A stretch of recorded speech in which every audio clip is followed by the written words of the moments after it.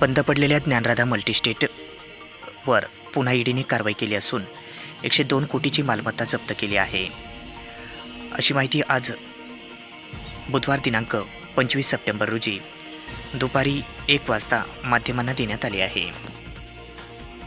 मराठवाड्यातील उद्योग क्षेत्रात बडेप्रस्त असलेल्या सुरेश कुटे यांची ज्ञानराधा मल्टीस्टेट पतसंस्था ही नोव्हेंबर 2023 मध्ये अडचणीत आली.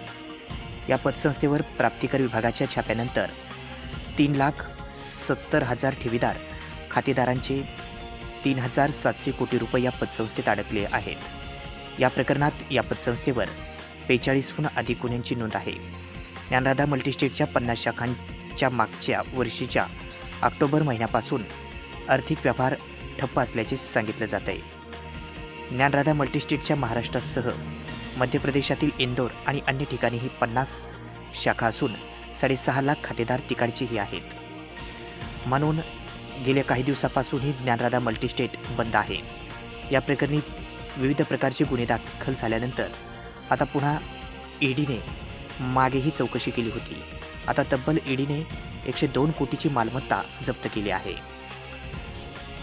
आणि जवळपास अनेक कोटी रुपयांची मालमत्ता जप्त केली आहे. यामध्ये या शाखांमधील फ्लॅट, व्यावसायिक कार्यालय अशी देखील मालमत्ता तसेच ईडीने जप्त केली आहे. ज्ञानराधा मल्टीस्टेटचे सुरेश कुटे व इतरांविरुद्ध मनी लॉन्ड्रिंगच्या प्रकरणात ही कारवाई आता ईडीने केली आहे. याचा पुढील तपास ईडी करत आहे.